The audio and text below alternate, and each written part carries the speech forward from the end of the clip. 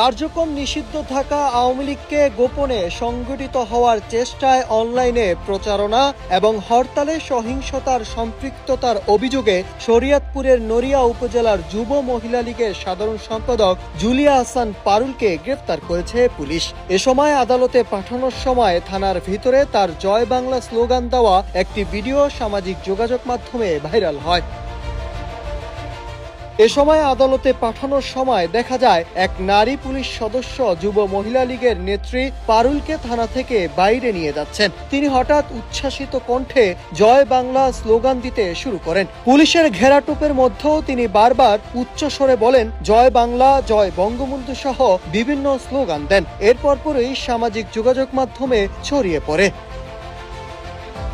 নড়িয়া থানা পুলিশ জানায়, আওয়ামী লীগের কার্যক্রমে নিষিদ্ধ থাকার পরেও জুলিয়া আহসান পারুল অনলাইনে আওয়ামী লীগের পক্ষে সক্রিয় ছিলেন এবং গোপনে দলীয় বৈঠক আয়োজন সহ দল পুনর্গঠনের চেষ্টা করেছিলেন। পাশাপাশি গত 20 জুলাই আওয়ামী লীগের ডাকা হরতালের সময় নড়িয়ার মাঝিরহাট এলাকায় ঢাকা শরীয়তপুর মহাসড়কে অবরোধ করে গাছ পোড়ানোর ঘটনায় তার সরাসরি সম্পৃক্ততার অভিযোগ পাওয়া গেছে।